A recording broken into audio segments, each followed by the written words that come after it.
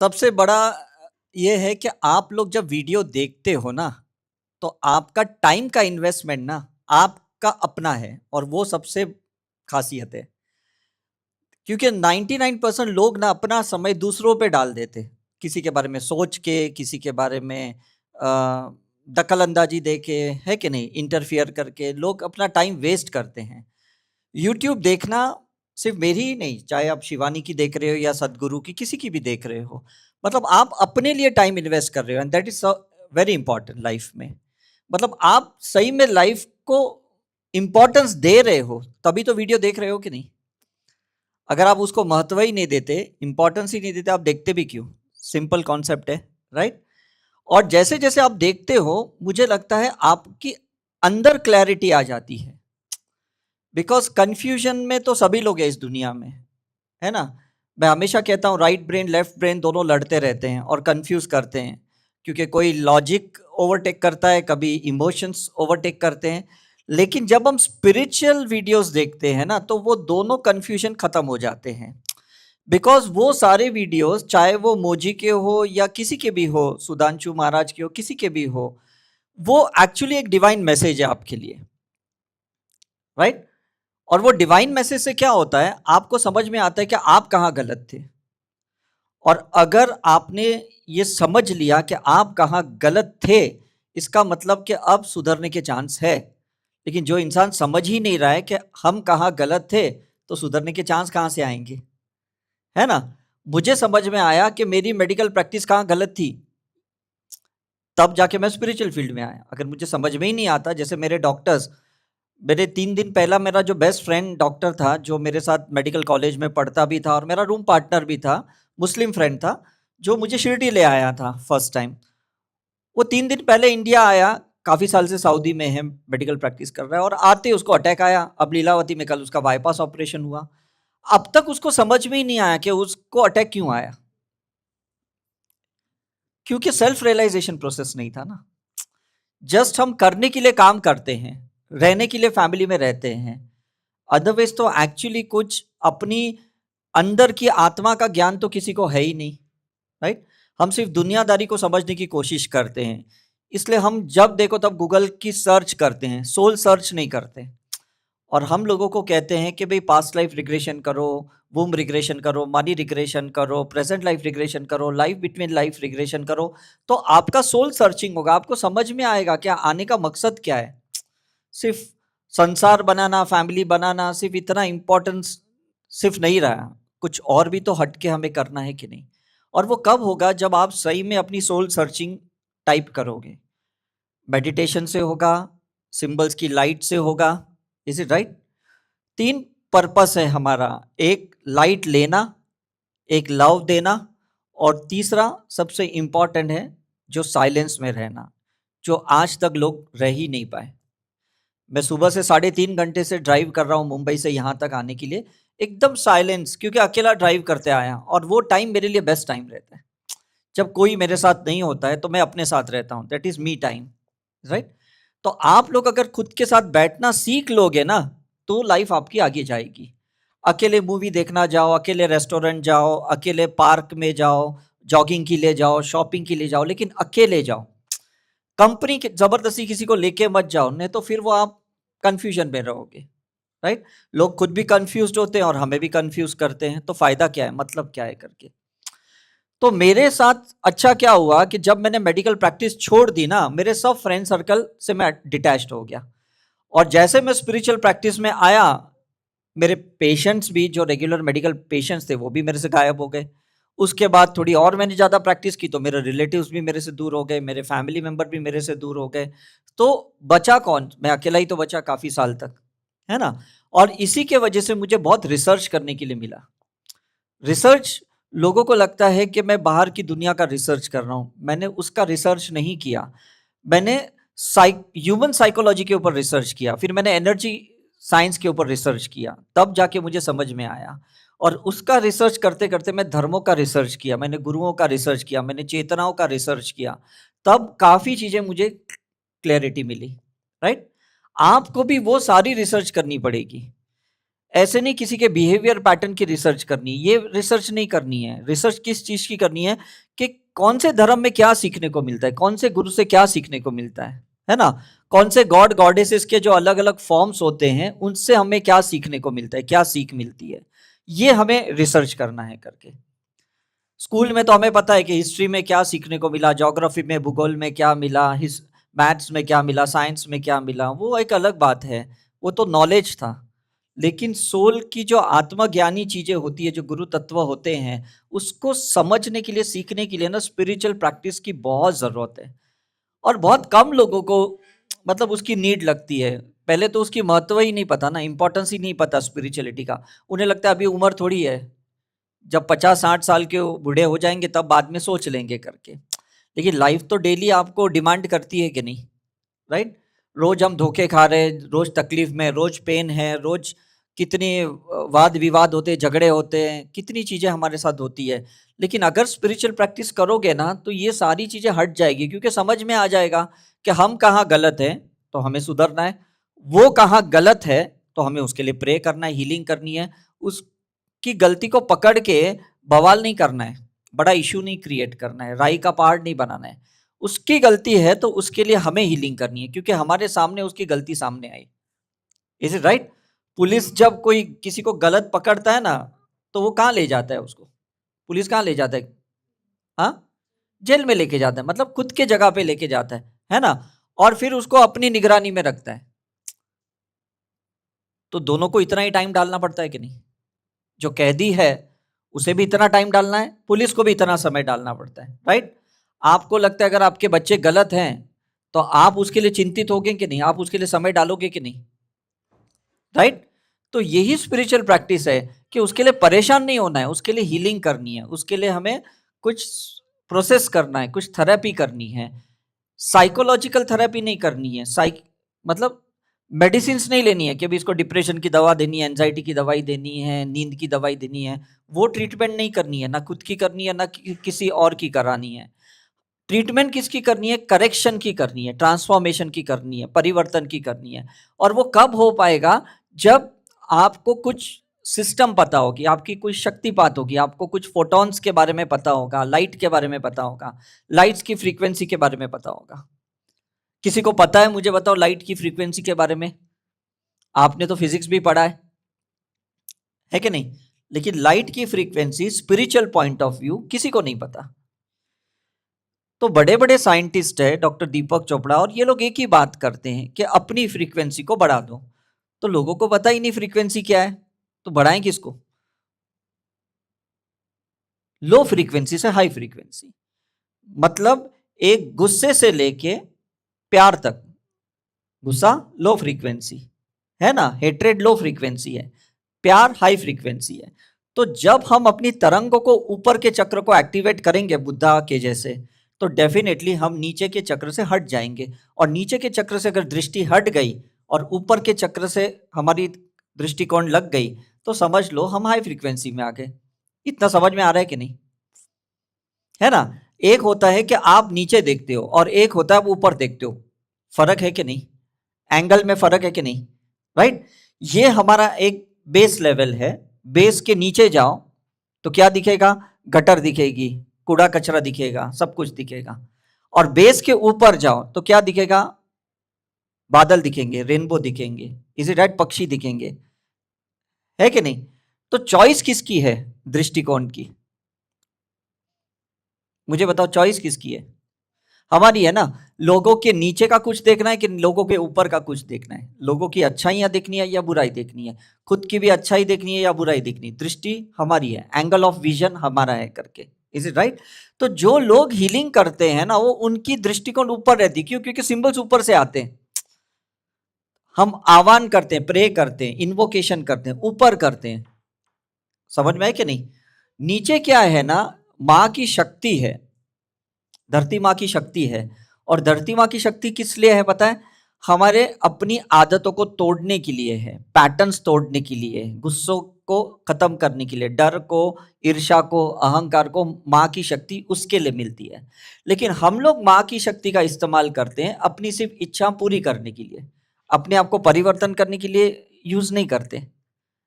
है ना। और ऊपर क्या है, ऊपर चेतना है, ऊपर कोई शक्ति नहीं है। कभी भी गलती से भी मत सोचना कि ऊपर कोई शक्ति है। ऊपर शक्ति नहीं है, ऊपर सिर्फ लाइट है। लाइट में कभी शक्ति नहीं होती।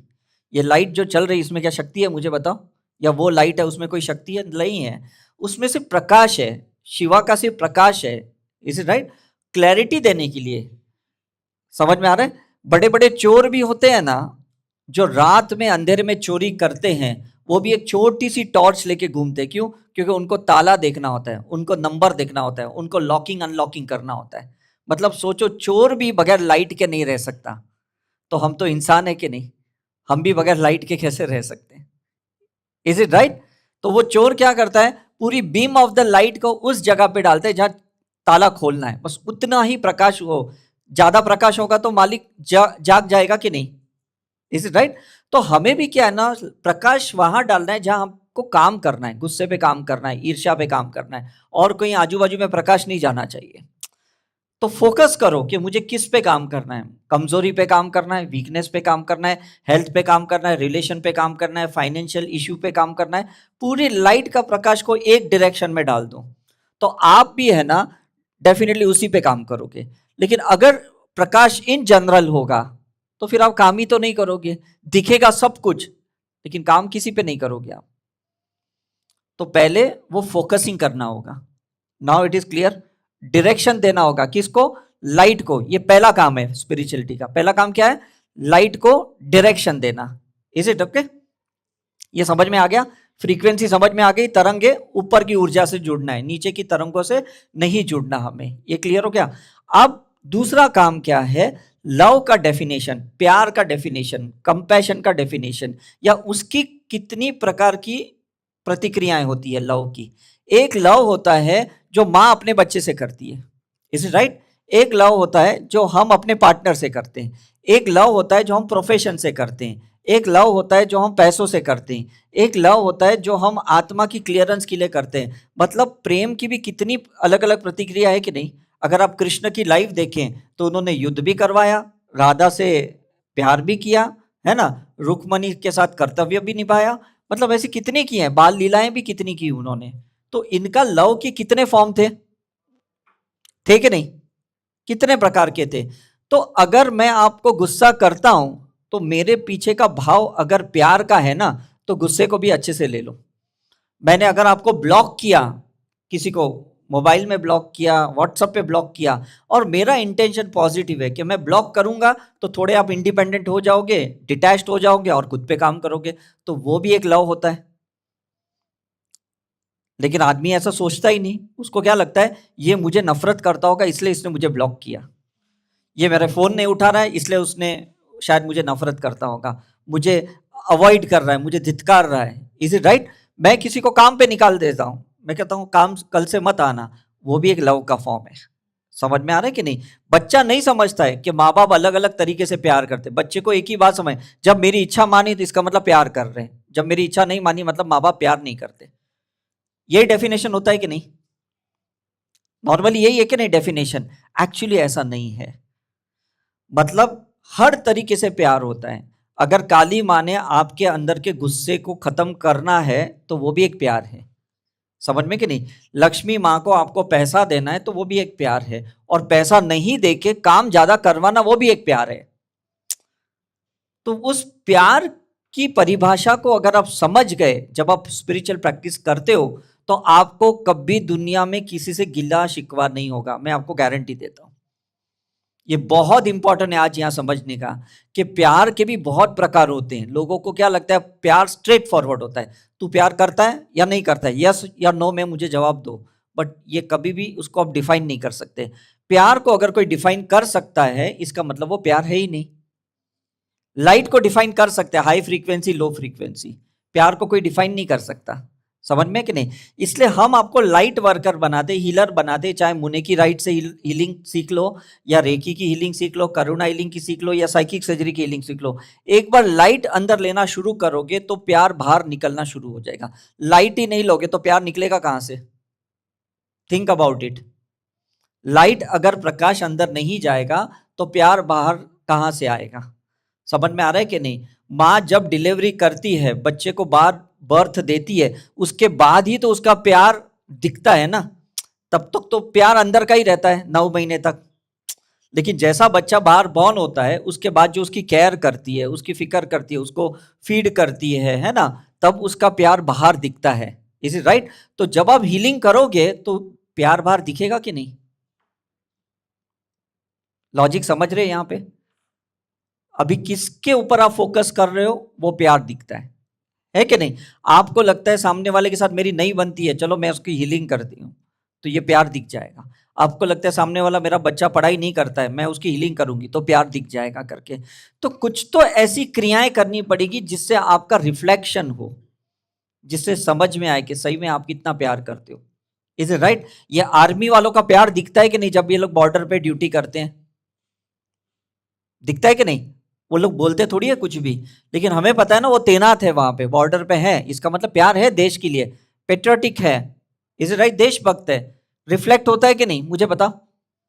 तो हीलर्स जब जितनी ज्यादा हीलिंग करते हैं ना तो प्यार रिफ्लेक्ट करता है।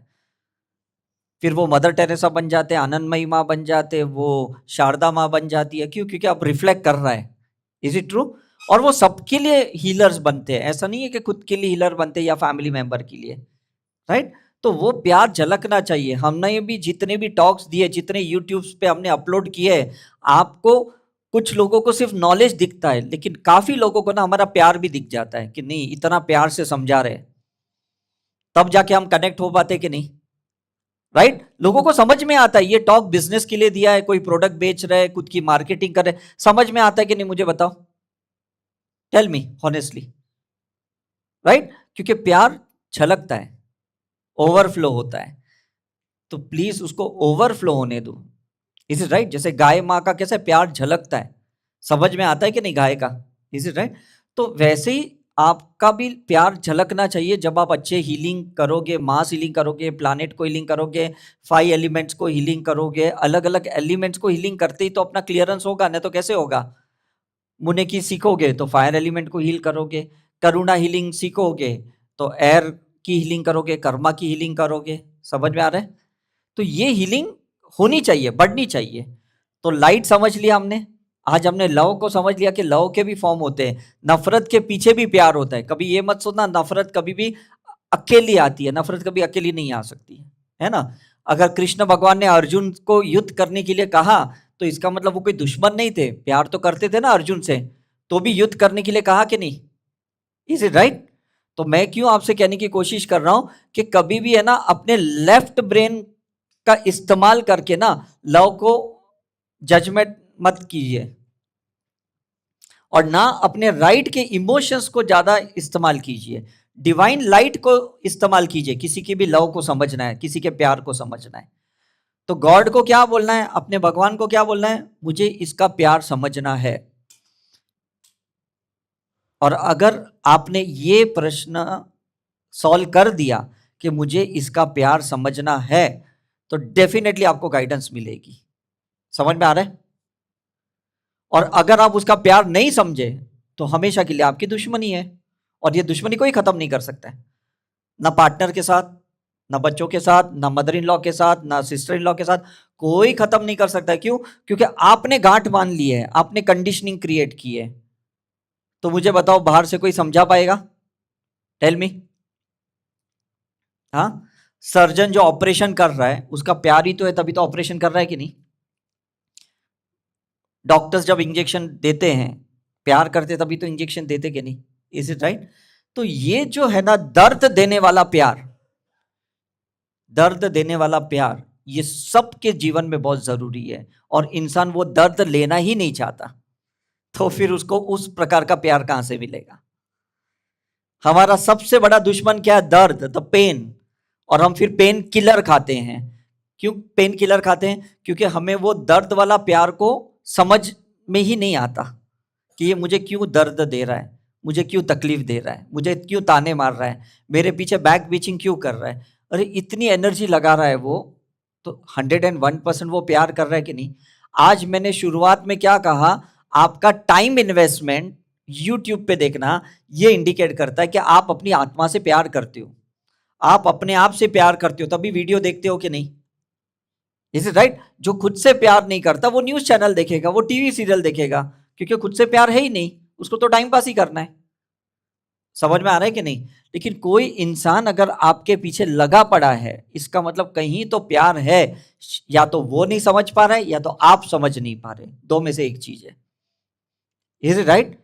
जब अर्जुन ने कहा कि मैं अपने फैमिली मेंबर से प्यार करता हूं, मैं कैसे युद्ध कर सकता हूं? Is it right? तो कृष्ण भगवान ने क्या कहा कि तुम आत्मा से प्यार करो, इंसान के शरीर से प्यार मत करो, ये तो एक अटैचमेंट है ना? और जब तुम युद्ध करोगे तो डेफिनेटली इसका मतलब तुम उन्हें सुधारने के लिए समय दे रहे हो, तुम अपनी शक्ति लगा रहे हो। तो इससे अच्छी चीज और क्या हो सकती है? समझ में आ रहा है? तो invest the time by taking the experience of different love, ये चीज ध्यान में रखना। समझ? तो प्लीज वो समझो। तो पहले लाइट को हमने समझा, आज हमने लव को समझा। The last topic is the silence. Silence को समझना है कि कोई आदमी आपसे बात नहीं कर रहा है, इसका मतलब वो अचेतन मन से टेलीपैथिकली बात कर रहा है, साइलेंस से बात करते, जैसे शिव जी बात करते। समझ में आ रहा है? और अगर आप स्पिरिचुअल प्रैक्टिस करते हो ना, तो उसका साइलेंस भी समझोगे। और स्पिरिचुअल प्रैक्टिस नहीं कर रहे हो तो साइलेंस तो क्या, उसके शब्द भी नहीं समझोगे, प्यार भी नहीं समझोगे। Is it clear? आपको क्या लगेगा, नहीं तू बात कर, तू कुछ तो बोल, कुछ तो बोल। हम ट्रिगर करते हैं, हम पोक करते हैं, हम प्रोवोक करते हैं। तो इंसान फिर क्या बोलेगा जब उसको साइलेंस से समझाना नहीं आता है, और साइलेंस से समझना नहीं चाहते हो, तो कुछ तो अपशब्द निकलेगी कि नहीं बाहर, और फिर उस शब्द को पकड़ोगे। हम सुनना वही चाहते थे ना कि कुछ तो गलत शब्द निकले इसके अंदर से। Is it true? जब दो देश प्यार से नहीं रह सकते तो कैसे रहेंगे? लड़के ही रहेंगे कि नहीं? ना वो साइलेंस रह सकते हैं, ना हम साइलेंस में रह सकते हैं। दोनों एक दूसरे को प्रोवोक करते हैं। Is it right? ट्रिगर करते रहते हैं, कोई जात के नाम से, कोई देश के नाम से। तो ये तो नेवर एंडिंग है कि नहीं, मुझे बताओ। लेकिन आप है ना एक लॉजिक यूज करो। अगर सपोज 200 टेररिस्ट है, 200 आतंकवादी है किसी देश में, राइट, और हम 140 करोड़ इंसान है, हम अपना लाइट और अगर हमारा लव डालें तो 200 को डिसॉल्व करना इजी है कि नहीं? Think about it, right? कितना इजी है।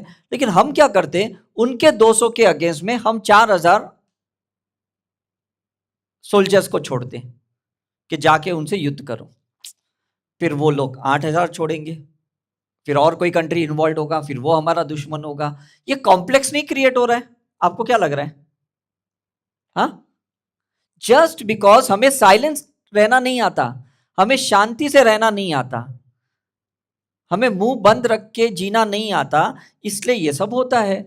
और फिर मीडिया, न्यूज़ चैनल वाले एक ना एक किसी के शब्द पकड़ते कि इसने इस देश के बारे में ऐसा बोला, इसने जात के बारे में ऐसा बोला। तो ये तो एक ट्रिगर ही करना होता है ना, बवाली तो करना होता है। उन 200 लोगों को जगाना है जो एंटी है, जो अगेंस्ट है। Is it true? तो चाहे वो देश की समस्या हो, शरीर के अंदर भी हम ही अपने रेड ब्लड सेल्स और वाइट ब्लड सेल्स के बीच में युद्ध करवाते हैं।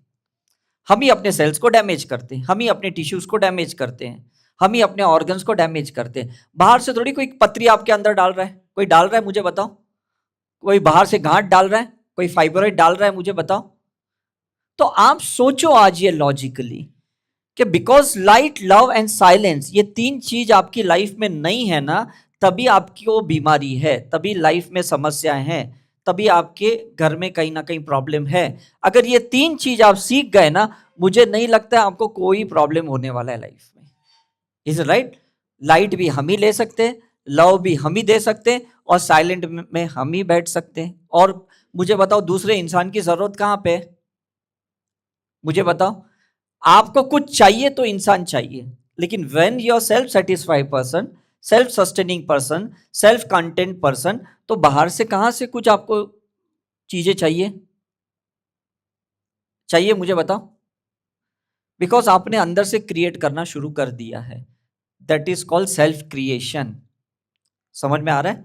तो प्लीज ये स्पिरिचुअल प्रैक्टिस कीजिए और अपने अंदर के इंसान को पहले पूरा कीजिए। किसको पूरा करना है? किसको पूरा करना है? जो अंदर का इंसान अधूरा पड़ा है, जो अनहील पार्ट है कि नहीं, उसको पूरा कीजिए। वो पूरा हो गया ना तो किसी से भी आप रिश्ता निभा सकते हो, पैसे के बगैर या ज्यादा पैसा या नहीं पैसे के साथ भी आप जी सकते हो। क्यों? क्योंकि अंदर का इंसान पूरा हो गया।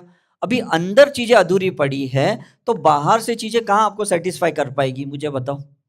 आप संतों के साथ भी बैठ लो तो भी आप रेस्टलेस रहोगे, अस्वस्थ रहोगे, पेन में रहोगे। आपको लगेगा अरे मैं आश्रम में रह रहा हूं, मैं गुरु के सानिध्य में रह रहा हूं, तो भी मुझे क्यों सर दर्द हो रहा है, तो भी मुझे बैक पेन क्यों हो रहा है, तो भी मुझे तकलीफ क्यों हो रही है? क्योंकि अंदर ही पूरे नहीं हो ना आप। It is clear? तो स्पिरिचुअल प्रैक्टिस किसके लिए करनी है? इस तीन चीज के लिए, लाइट, लव एंड साइलेंस, लेकिन अंदर को पूरा करने के लिए। और जैसे आप अंदर पूरा हो जाता है, इस दुनिया में क्या, मैं तो कहता हूं कि कहीं पे भी जाइए, कोई भी पैरेलल वर्ल्ड में जाइए, आपको कोई प्रॉब्लम नहीं होने वाला है। ना कोई मंगल दोष आपको लगने वाला है, ना काल सर्प दोष लगने वाला है, ना पितृ दोष लगने वाला है, कुछ भी नहीं लगने वाला है, because you are complete. Now it is clear?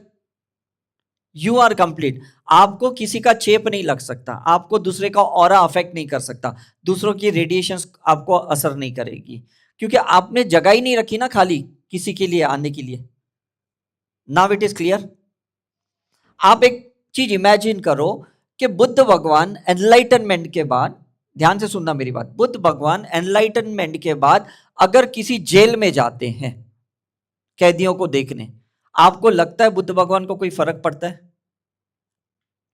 हाँ, इमेजिन करो आप,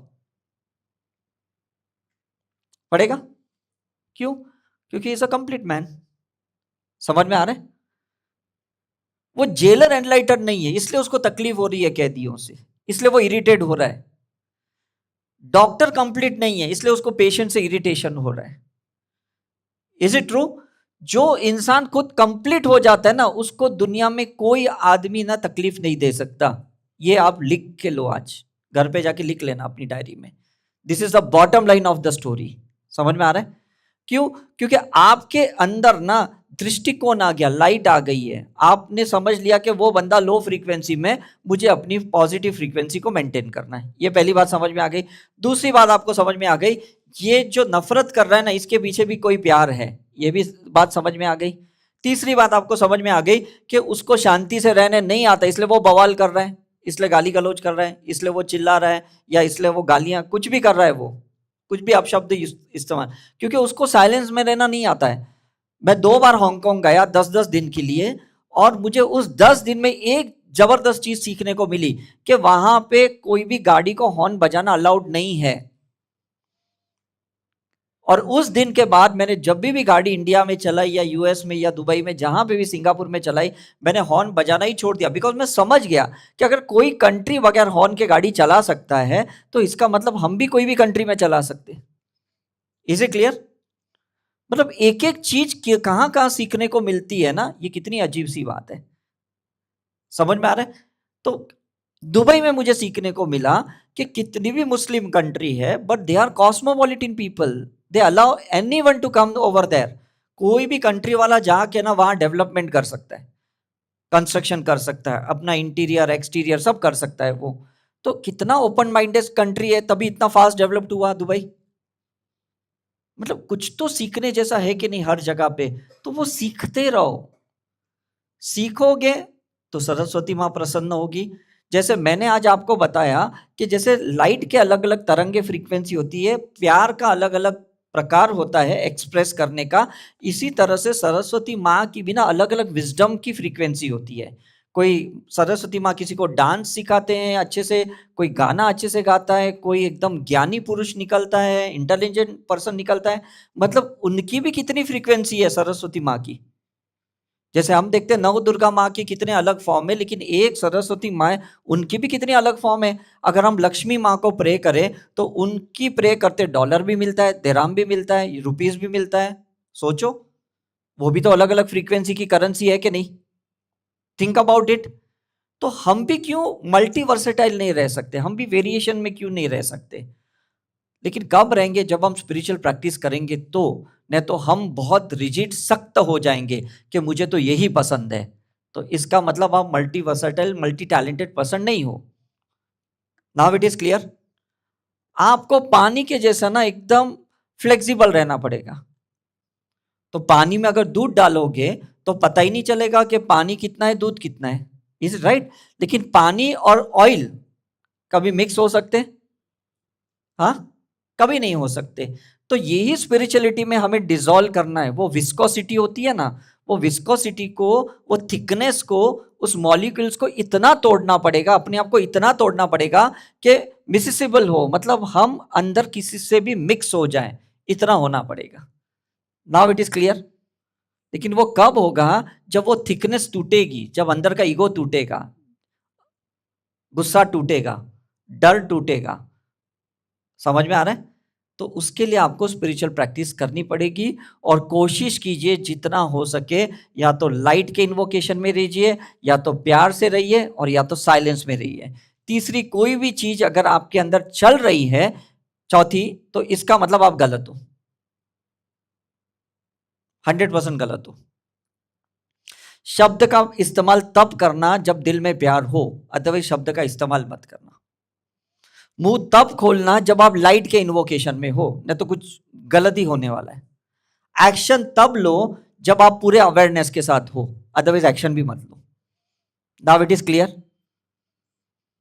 स्पिरिचुअल प्रैक्टिस का मतलब क्या है? कि जो भी करे होश में करें, बेहोशी में ना करें, नहीं तो गलत जाएंगे कि नहीं। Is it clear? अब मैं गाड़ी चला के लाया, कितनी जगह मुझे ट्रैफिक मिली, सिग्नल मिले, कितने रोड के काम चल रहे, मुझे कोई फर्क नहीं पड़ा, क्योंकि मेरी लाइट क्लियर थी, मेरा विजन क्लियर था, बात खत्म हो गई। अब राइट हैंड ड्राइव करूं या लेफ्ट हैंड ड्राइव करूं, मुझे कोई फर्क नहीं पड़ता। ऐसे नहीं कि मेरा राइट हैंड ड्राइव का लाइसेंस है तो मैं लेफ्ट हैंड ड्राइव नहीं कर सकता, मेरी अवेयरनेस है तो मुझे कोई फर्क नहीं पड़ता। तो मैं आपसे यही कहने की कोशिश कर रहा हूं कि प्लीज स्पिरिचुअल प्रैक्टिस इतनी करो कि आपको कोई फर्क नहीं पड़ता। आप राइट हैंडेड पर्सन हो और किसने आपको लेफ्ट हैंड में कुछ ज्यादा वजन भी दे दिया ना उठाने के लिए, तो भी आप आराम से उठा पाओगे। क्यों? क्योंकि आप इन्वोकेशन में हो, एक शक्ति का प्रवाह चल रहा है आपके साथ। समझ में आ रहा है कि नहीं? और जिनके लिए भी आप करते हो वो प्यार से करो, एक्सपेक्टेशन से मत करो। किससे करो? प्यार से करो, एक्सपेक्टेशन से नहीं कि मैंने किया तो मुझे मिलेगा, तो फिर काम नहीं चलेगा। मैंने प्यार किया, मैंने दिल दिया, मैंने उसके लिए काम किया, मैंने उसके लिए समय दिया, मैंने उसके लिए एनर्जी दी, सामने भले कुछ नहीं मिला, क्या फर्क पड़ता है? भगवान ने मुझे माध्यम तो बनाया, लायक तो समझा, देने के लायक तो समझा। कितने लोगों को तो लायक ही नहीं समझा। Now it is clear? तो जब आपको दिल का माध्यम बनाया है, जब आपको कर्ण बनाया है, आपको दानवीर बनाया है, तो इसमें बुरा क्या है मुझे बताओ ना। Only the thing you are not getting anything in return. लेकिन क्या हुआ? फ्लो तो हुआ कि नहीं? ऊपर वाले ने कुछ तो आपके अंदर से प्रवाह तो किया कि नहीं? Is it clear? हम जब खून की बोतल डोनेट करते हैं ना, हम सोचते थोड़ी है कि ये बोतल किसको जाने वाली, कभी सोचते? कभी नहीं सोचते, दान करके छोड़ दिया। Is it right? तो मैं यही आपसे कहने की कोशिश कर रहा हूं कि छोड़ दो दान करते हुए। टाइम का दान, हेल्प करो, गाइड करो, हीलिंग करो, छोड़ दो। रिटर्न में कोई एक्सपेक्ट ही नहीं करो, तो आपको नहीं लगता लाइफ इजी हो जाएगी? हाँ, इजी होगी कि नहीं? और जितना हो सके नेचर के साथ बैठो, प्रकृति के साथ बैठो और साइलेंस में बैठो। क्यों? क्योंकि वही तो आपको रिचार्ज करेगा, और कौन चार्ज करेगा? सोच के साथ बैठोगे तो चार्ज नहीं होंगे, थॉट चलती रहेगी तो हवा अंदर नहीं जाएगी, रोशनी अंदर नहीं जाएगी, गुरु तत्व अंदर नहीं जाएगा। लेकिन जितना साइलेंटली बैठोगे तो शब्द जाएंगे कि नहीं अंदर? टेल में। तो यही आपको करना है, या लाइट के साथ, या लव के साथ, या साइलेंस के साथ। आई होप आज आप ये 3 चीज समझ गए हैं। नेक्स्ट टाइम जब भी मैं आऊंगा तो डेफिनेटली इस 3 चीज के साथ आपके अच्छे अनुभव होने चाहिए, और आप हमको बताने चाहिए कि आप जो पिछली बार बोल के गए, मैंने घर पे उसका इस्तेमाल किया और मेरी लाइफ चेंज हो गई। Is it right? ऐसा नहीं कि किसको निग्लेक्ट करना, किसी की बातें नहीं सुनना, नहीं। साइलेंट में रहना इसका मतलब अच्छे से उसकी बात सुनना, समझना, है ना। आप देखो साइलेंस और लिसन दोनों में ना कोई लेटर का कोई फर्क नहीं है, सिर्फ आगे पीछे है, दोनों सेम ही है ना। Is it right? इसलिए ये कान भी कैसे दिए ना हमें, कान कैसे दिए, वो बच्चे के फीटस के जैसे दिया है। फीटस होता है ना, गर्भ के अंदर बच्चा कैसे होता है, ऐसे कान है कि नहीं, तो बच्चा कैसे सब कुछ सुन लेता है, तो ये भी कान ऐसा होना चाहिए, सबके सुन लो, सबकी सुनो, जो भी इंसान बोलता है बोलो। वो कहता है तुम गधे हो, तो भले 1% गधे हो, 99% नहीं हो, तो 1% के लिए तो काम करो खुद के ऊपर। आप बोलेगा नहीं मैं तो बिल्कुल गधा नहीं हूं, ऐसा हो ही नहीं सकता। अगर कहीं से कोई शब्द आपके कान तक पहुंचता है कि तुम गलत हो, तो समझ लो कि वो 100% बोल रहा है, लेकिन 1% मैं गलत हूं, मुझे उस 1% पे काम करना है। यहां तक कुछ बातें पहुंची ना, चाहे रिपीट भी पहुंचती है, आपको लगेगा हाँ ये पिछली बार भी बात मैंने सुनी थी, ये वापस मुझे सुनने में आ रहा है, इसका मतलब और आपको काम करने की जरूरत है।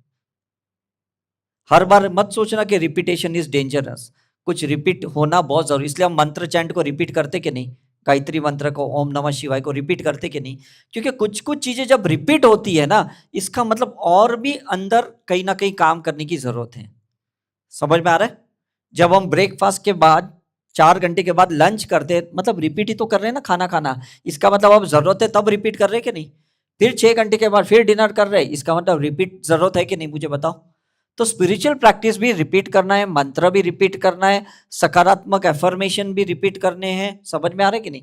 और जब जब रिपीट होगा तो अंदर धीरे धीरे सारे सेल्स खुलते जाएंगे, सेल्स पूरी तरह से एनर्जेटिक हो जाएंगे, क्योंकि एक ही बार सुनने से आपके 63 ट्रिलियन सेल्स के अंदर डीएनए में कोई ट्रांसफॉर्मेशन नहीं होने वाला है, आत्मज्ञानी नहीं होने वाले हो एक ही बार सुन के, बार बार सुनना पड़ेगा कि नहीं, है ना। मैंने अभी तक 15,000 से ज्यादा लेक्चर्स दिए हैं, यूट्यूब पे सिर्फ 1400 लेक्चर्स हैं, लेकिन 15,000 लेक्चर्स मेरे सारे रिकॉर्डर्स में है, मेरे मोबाइल में, मेरे रिकॉर्डर में। मैं जब भी गाड़ी चलाता हूँ, ट्रेन में बैठता हूँ, फ्लाइट में बैठता हूँ, मैं अपने ही लेक्चर सुनते रहता हूँ। क्यों? क्योंकि उस सुनने में भी मुझे कुछ ना कुछ नॉलेज मिलती है, और मुझे समझ में आता है कि ये मैंने बोल तो दिया, लेकिन इसको मुझे भी तो अप्लाई करना है, मुझे भी तो इम्प्लीमेंट करना है। सिर्फ मुझे बोलना नहीं है, आपको समझाना नहीं है, I have to work on myself. Is it clear? तो आप भी है ना अपने अंदर के इंसान के साथ बात कीजिए। This is called inner dialogue. Doctor Tony Robbins कहते हैं एनएलपी में कि इनर डायलॉग बहुत इंपॉर्टेंट है। बुद्धा ने भी आधी आंखें बंद आधी खुली रखी, क्योंकि वो अपने आप से बात कर रहे थे। महावीर ने भी अपने आप से बातें की, और जब लोगों ने अपने आप से बात की ना, सामने वाले को लगता है ये बंदा डिप्रेशन में है, इसको चलो साइकेट्रिक डॉक्टर के पास ले जाओ। But now your mature soul, अपने आप से बात करने का मतलब है कि आप मेडिटेशन स्टेट में जाना, जैसे विपश्यना में लेके जाते ना आपको, अंदर ले जाते कि नहीं, सेल के अंदर ले जाते, सेल के अंदर बिठाते और बॉडी के सेल के अंदर लेके जाते। पहले आउटर सेल होता है, फिर इनर सेल होता है। Is it right? तो इसी तरह से ना प्लीज अपने साथ बात करो, अपने आप से बॉडी टॉक करो। क्यों दर्द दे रहा है, क्यों तकलीफ में, क्यों आज नाराज है, क्यों गुस्से में है ना, किस चीज का तुझे डर लगता है, अपने आप से बात करो। और जैसे अंदर से एक आवाज आए ना कि यार ये शायद मेरी मम्मी से मुझे डर आया है, या मुझे दादाजी से गुस्सा आया है, अब उस पर काम करो, अब हीलिंग करना स्टार्ट करो। Now it is clear. अपने डीएनए से बात करो कि भाई तू क्यों नाराज है, क्या तकलीफ है, क्यों तू पैसे कमा नहीं पा रहा है, क्यों पैसे हैंडल नहीं कर पा रहा है, क्यों रिलेशनशिप को हैंडल नहीं कर पा रहा है, क्यों प्यार नहीं दे पा रहा है। तो वो अंदर से आवाज आएगी, और जैसे अंदर से आवाज आएगी ना, फिर काम अंदर ही करना है। आप कितना भी ब्लड बाहर दे, सैंपल दे डॉक्टर को, और जो भी कोलेस्ट्रॉल बढ़ेगा या शुगर बढ़ेगा, काम तो अंदर ही करना पड़ेगा कि नहीं। समझ में है कि नहीं? वो डॉक्टर कुछ वो 2 ml की बोतल के ऊपर काम नहीं करने वाला, वो आपको अपने पे काम कराएंगे। तो प्लीज ये लाइट, लव एंड साइलेंस, ये 3 थेरेपी है, 3 आपके पास टूल्स हैं, और अपने पे काम करना है आपको। ओके, सो आई होप आज आज आपको काफी चीजें समझ में आई। नेक्स्ट टाइम हम जब आएंगे तो थोड़े आपके अच्छे एक्सपीरियंस, अनुभव को हम एक्नॉलेज करेंगे। Okay, thank you very much, God bless you.